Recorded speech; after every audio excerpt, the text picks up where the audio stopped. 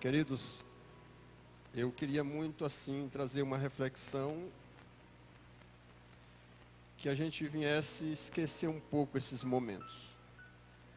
Mas a gente sabe que nós estamos vivendo uns momentos em que a igreja, na verdade, ela não está apenas como uma espectadora. Nós não estamos apenas assistindo os fatos que estão acontecendo no planeta, no mundo, mas nós também, como igreja, estamos vivenciando, essas circunstâncias. E, portanto, nós vamos falar um pouco a respeito de algumas coisas que é necessário que a igreja possa compreender, porque nós somos a igreja de Cristo, e se a gente for atentar para as notícias que a gente ouve todos os dias, existe uma série de informações, parece às vezes bem lógica, informações de cientistas, informações políticas, a respeito dessas coisas que estão acontecendo na Terra. Sabemos também que epidemia é uma palavra antiga, doenças, pestes, sempre assolaram o mundo, umas mais fracas, outras mais fortes, algumas que talvez a gente nem conhece por nome, porque foi em pequenas regiões, outras bem grandes, como a gripe espanhola, que matou muitas pessoas. O fato é que todas as pessoas têm um posicionamento a respeito disso. E a reflexão de hoje é: qual a minha postura como igreja do Senhor Jesus a respeito dessas coisas? Nós vamos ler a palavra do Senhor lá no livro de Mateus 24. Convido a igreja para que a gente possa acompanhar esse texto, do verso 1 até o 8. E quando Jesus ia saindo do templo, aproximaram-se dele os seus discípulos para lhe mostrarem a estrutura do templo. Jesus, porém, lhe disse: não verdes tudo isto? Em verdade vos digo que não ficará aqui pedra sobre pedra que não sejam derribadas. E estando assentado no monte das oliveiras, chegaram-se a eles os seus discípulos, e em particular, dizendo: dize-nos quando serão essas coisas, e que sinal haverá da tua vinda e do fim do mundo? E Jesus respondendo lhe disse: acautelai-vos que ninguém vos engane, porque muitos virão em meu nome, e dizendo eu sou Cristo, e enganarão a muitos. E ouvireis guerras e de rumores de guerra. Olhai, não vos assusteis, porque é mister que isso tudo aconteça, mas ainda não é o fim. Porquanto se levantará nação contra nação, reino contra reino, e haverá fome, pestes, terremotos em vários lugares. Mas todas essas coisas são o princípio das dores. Amém? Esse texto muitos teólogos usam e até tipificam com a revelação lá em Apocalipse, no capítulo 6, verso 2, quando o apóstolo João ali na prisão em Patmos, naquela ilha, ele recebe a revelação, e nessa revelação fala dos 4 cavaleiros de Apocalipse, que a gente não vai se estender nesse contexto, mas eu quero só que os queridos entendam que esse texto de Mateus, ele tipifica muito bem a respeito desses cavaleiros. Se a gente for atentar bem para esse texto, Jesus, ele começa a falar a respeito de Jerusalém. E esse momento que Jesus está lá falando de Jerusalém no Monte das Oliveiras, está acontecendo, está se cumprindo a profecia de Zacarias, que está lá no livro de Zacarias 14:4. Depois os irmãos podem anotar e fazer a sua leitura. Então, Jesus, ele começa a explicar aos discípulos algo que surgiu no meio deles, uma pergunta que até hoje nós muitas das vezes fazemos: quando a vinda de Jesus? E os estudiosos, os teólogos, eles tipificam esse texto de Mateus como uma profecia a respeito do texto de Apocalipse. Se a gente for atentar bem o texto, Jesus ele começa dizendo assim, lá no verso 5: porque muitos virão em meu nome dizendo eu sou Cristo. Segundo alguns teólogos, está apontando para o cavaleiro branco. Ainda há umas controvérsias, porque alguns dizem que é o próprio Cristo, mas nós vamos trabalhar em cima dessa primeira tese. Porque quando Jesus fala que muitos virão em meu nome, Jesus está apontando para a preparação do anticristo. E lá na frente Jesus diz assim: e ouvires guerras e rumores de guerra, olhai-vos, não vos assusteis, porque é mister que isto tudo aconteça, mas ainda não é o fim. Cavaleiro vermelho, falando da paz, a falta de paz. E ele diz mais: e quando se levantará nação contra nação, reino contra reino, e haverá fome, pestes. Cavaleiro preto, se você for depois ler lá em Apocalipse, fala de economia. É o que está acontecendo hoje, uma preocupação com a economia, com a nossa economia. A economia do mundo está abalada. E ele diz mais: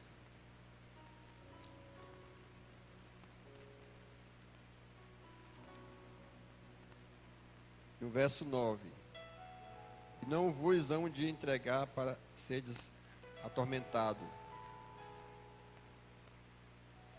matar-vos-eis e sereis odiados, todas as gentes por causa do meu nome. Então, queridos, Jesus ele começa a falar a respeito dessas coisas para os apóstolos, mas ele finaliza no verso 8 dizendo assim: mas todas essas coisas são o princípio das dores.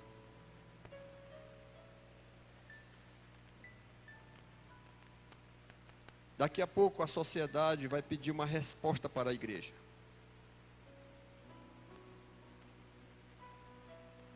A igreja, que somos nós em Cristo Jesus, nós temos algo diferente das pessoas do mundo. Por mais que eles tenham estudos, investimentos, tecnologia, mas nós temos algo que eles não têm. Nós temos o Espírito Santo. E o Espírito Santo que o mundo não pode receber.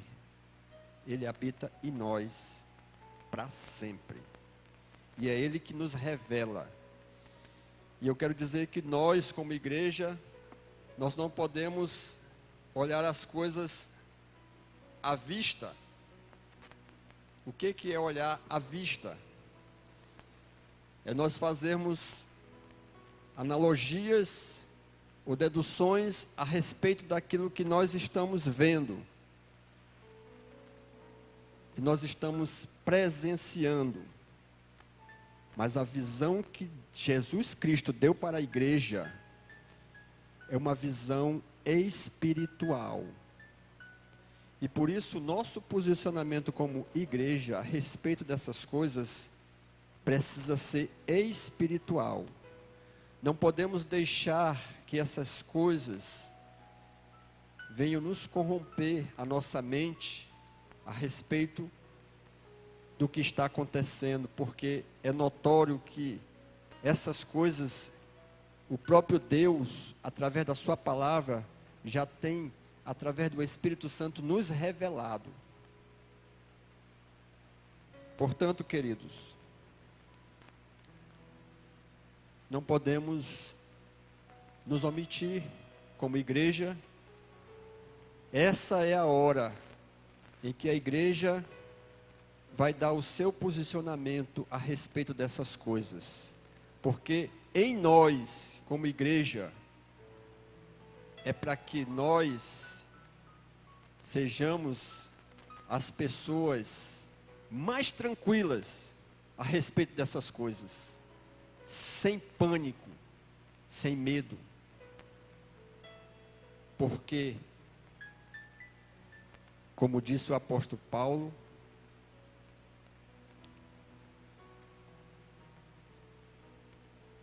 que a morte é lucro. É difícil dizer isso, mas é o que o Espírito Santo revela à igreja. Nós não podemos deixar ou passar para as pessoas pânico a respeito disso, porque pessoas vão começar a procurar a igreja do Senhor para ouvir uma palavra de conforto e de fortalecimento e de esperança, e nós somos a igreja em qual Jesus Cristo confiou. Amém? O apóstolo Paulo, lá em Efésios, no verso 6, 10, ele fala das armaduras de Cristo. Quando o apóstolo está escrevendo a Efésios, ou Éfesos, ele está preso. Mas ele escreve esta palavra dizendo para a igreja que ela precisa se revestir das armaduras, porque, como diz o próprio texto, existe um dia mau. Quem nunca lembra de um dia mau que já passou na sua vida? Aquele dia em que você olha para um lado e para o outro e você não vê saída. Existem muitas pessoas que estão vivendo este momento assim. Pessoas que estão em uma faca de dois gumes. Eu saio para trabalhar, eu fico, o que eu faço? Estão vivendo dias maus. E o apóstolo Paulo, mesmo preso, ele escreve esta carta dizendo à sua igreja que precisamos estar revestidos. E aí ele começa a trazer um leque de armas, capacete, uma mente voltada para Cristo, a espada, que é a palavra de Deus. Ele começa a falar do escudo da fé, ele começa a falar da oração, ferramentas que as pessoas do mundo não conseguem entender, porque elas não têm visão. E essa visão quem dá é o Espírito Santo. E ele começa a escrever essas palavras, dando essa informação significativa para a vida daquelas pessoas em Éfeso. E ele diz: prepara, vai chegar dia mau, mas se nós estivermos vigilantes, nós vamos conseguir não só vencer a batalha, como restaurar o reino aqui na terra, através de Cristo, nosso Senhor Jesus Cristo.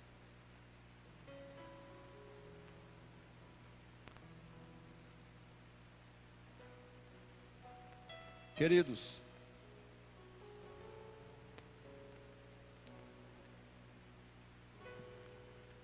essas coisas que nós estamos vendo, presenciando e até vivenciando,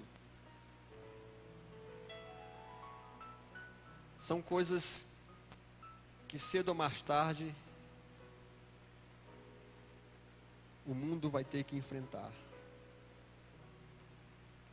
São profecias que estão se cumprindo. Nós não podemos perder a fé e também não podemos omitir de explicar até aos nossos filhos.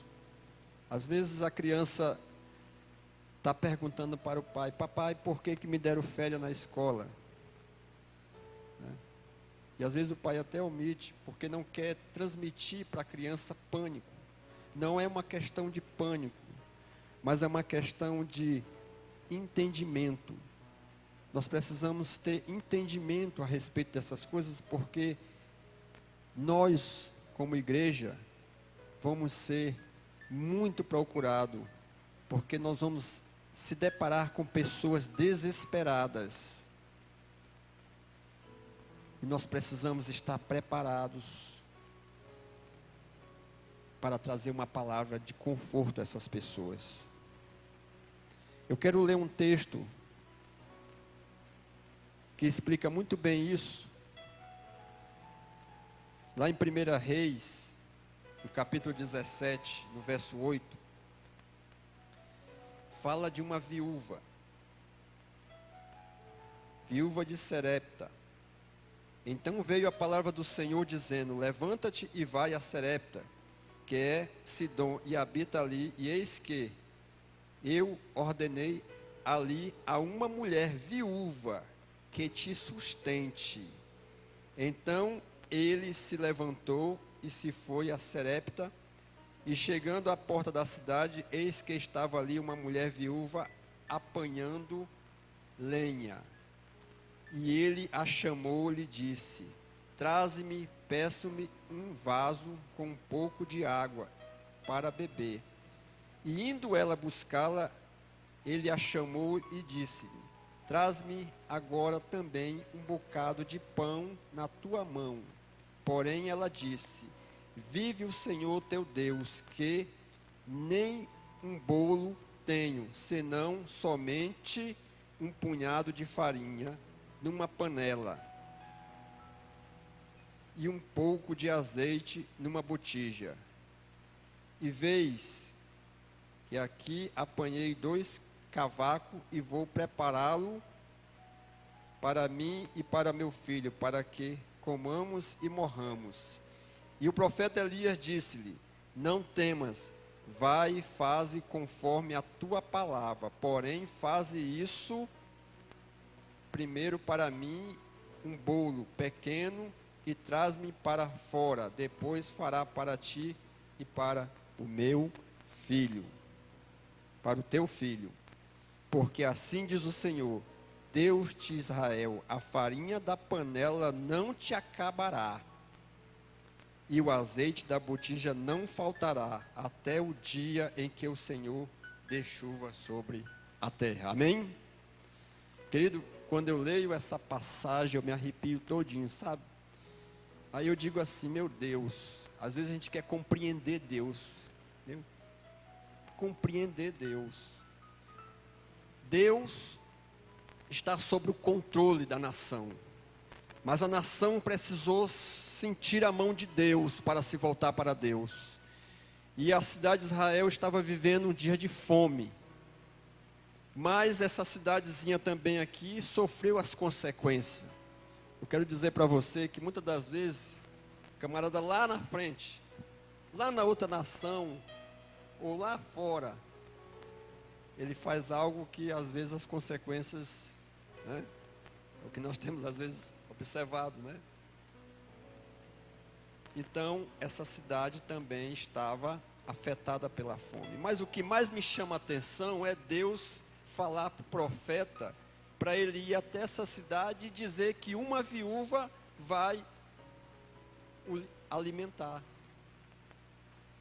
E a gente sabe que a Bíblia fala de viúva. Quando a Bíblia fala de viúva, a Bíblia diz que é uma das pessoas que mais são desprezadas pela sociedade. Talvez o profeta deve ter dito assim, meu Deus, diante de uma situação dessa, Deus manda eu procurar uma viúva e ainda diz que ela vai me alimentar.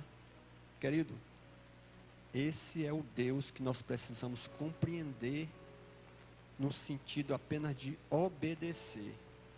Porque quando nós queremos buscar a vista e não a visão espiritual, nós vamos andar em círculo. E o profeta acatou.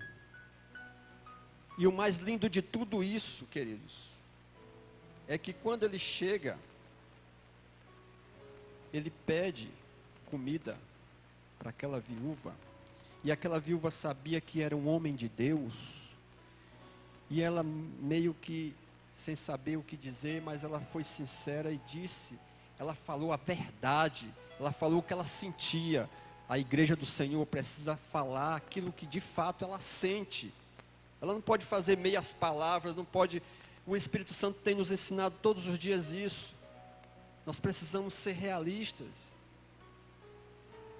Se na minha casa há carência, eu preciso ser realista, falar. Nós temos uma igreja com 12 células. Se todas as células, vamos dizer, estão reunidas em dias diferentes, mas todas estão orando, olha só que tremenda coisa que está acontecendo. Mas às vezes existem pessoas dentro da igreja que estão passando por situações difíceis, mas se fecha.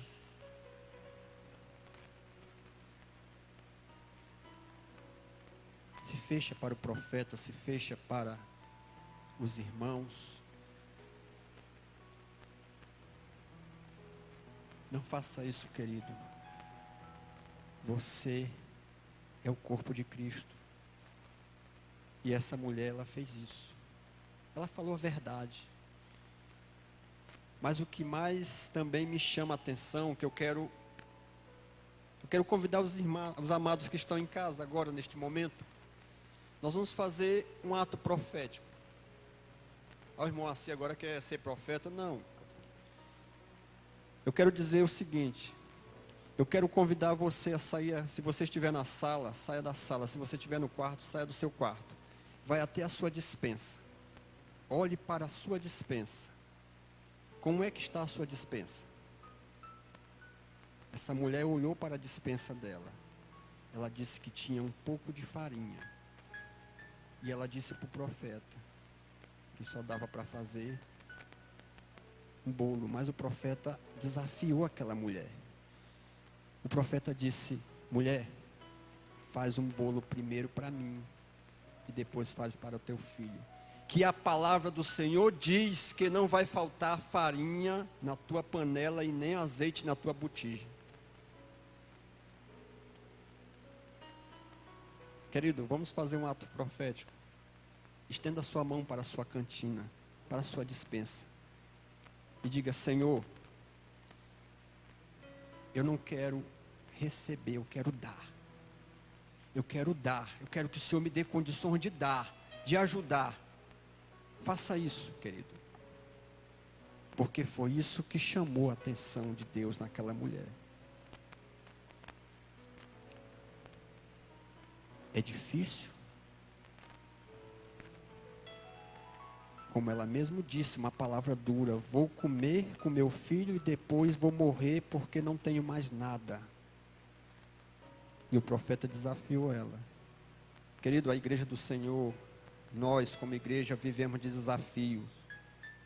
Por isso que Jesus, ele fez questão de deixar escrito na sua palavra, em todos os momentos de milagre na sua vida, essa palavra final: minha filha, a tua fé te salvou, meu filho, a tua fé te curou. Jesus sempre deixou essa palavra, porque ele, quando subiu ao céu, disse: eis que eu subo, mas eu deixo o Espírito Santo, o Consolador, o Intermediador, e se ele está em você, grandes coisas você fará. Nós precisamos crer nessa palavra. Nós precisamos orar para que a nossa nação seja curada.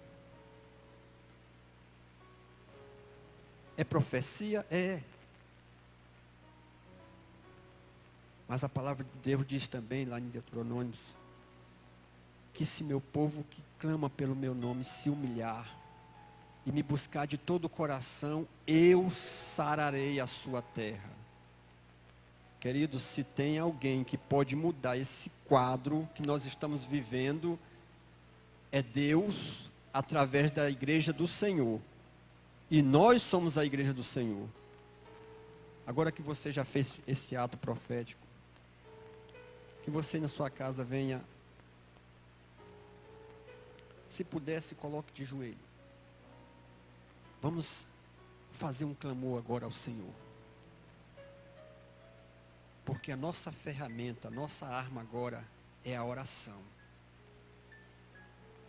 A oração, ela vai em lugares que nós não podemos ir. O nosso corpo físico não pode ir, mas a oração, ela vai em lugares altos e lugares baixos. Eu convido você a se colocar de pé, de joelho, se você puder. Vamos orar ao Senhor. Pai querido, neste momento, Deus, nós como a tua igreja aqui na terra, Senhor Jesus, remida e lavada pelo teu sangue, nós te pedimos em nome de Jesus Cristo, que o Senhor venha com a tua misericórdia sobre a nossa nação e todas as nações, ó Deus. Mas que eles venham em nome de Jesus passar por este mar que nós cremos que o Senhor vai abrir. Mas que eles venham dizendo que só o Senhor é Deus. Pai, nós te pedimos em nome de Jesus, como igreja do Senhor, que o Senhor venha com a tua providência, com o teu bálsamo de Gileades. Mas como disse Jesus, no momento mais difícil, ali no Getsêmani, que é a palavra mais difícil para um cristão dizer: Senhor, mas faça a tua vontade. No meio da tua igreja, Senhor Jesus. Mas nós te pedimos, Senhor, derrama, Senhor Jesus, da tua cura sobre a tua terra, Senhor Jesus. Nós te clamamos, ó Deus, porque a tua palavra diz que do Senhor não tem prazer na morte do pecador, ó Deus, mas a tua justiça é necessário, Pai. Por isso, em nome de Jesus, nos ensina, Pai, a viver este tempo de guerra, Senhor Jesus, mas transmitindo a paz e a esperança às pessoas, ó Pai. Nos capacita e nos enches, ó Deus, mas que acima de tudo, ó Pai, nos ensina a ser grato, porque tudo que nós estamos te pedindo, ó Deus, o Senhor já fez a maior prova de amor, que foi dar o maior tesouro que um homem pode ter, que é a salvação. Mas em nome de Jesus, ó Deus, nós te pedimos, amém. Glória a Deus. Minha fé não está firmada nas coisas que podes fazer. Eu aprendi a te adorar pelo que és. Dele vem o sim, o amém, somente dele, mais ninguém. A Deus seja o louvor. Cante assim. Cante de todo o seu coração. Cante de todo o seu coração. Se não fizer, Ele é Deus. Se a porta abrir, Ele é Deus. Mas se fechar, continua sendo Deus. Se a doença vier, Ele é Deus. Se curado eu for, Ele é Deus. Se tudo der certo, Ele é Deus. Mas se não der, continua sendo Deus. Minha fé não está firmada nas coisas que podes fazer. Declara isso. Eu aprendi a te adorar pelo que é. Dele vem o sim, o amém, somente dele, mais ninguém. A Deus seja o louvor. Se Deus fizer, Ele é Deus. Se não fizer, Ele é Deus. Se a porta abrir, Ele é Deus. Mas se fechar, continua sendo Deus. Se a doença vier, declare, Ele é Deus. Se curado eu for, Ele é Deus. Se tudo der certo, Ele é Deus. Continua sendo Deus. Diga assim: não adoro pelo que Ele faz, eu adoro pelo que Ele é. Haja o que houver, sempre será Deus. Não adoro pelo que Ele faz, eu adoro pelo que Ele é. Haja o que houver, sempre será Deus. Declara essa noite: se Deus fizer, diga, Ele é Deus. Se não fizer, Ele é Deus. Se a porta abrir, Ele é Deus. Mas se fechar, continua sendo Deus. Se a doença vier, se curado eu for, se tudo der certo, Ele é Deus. Mas se não der, continua sendo Deus. Se Deus fizer, se não fizer, Ele é Deus.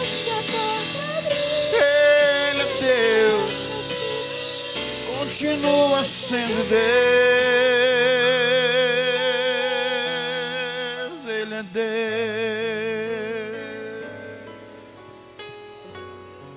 Ele é Deus. Aleluia. Ele tem sido um Deus fiel. Ele é Deus.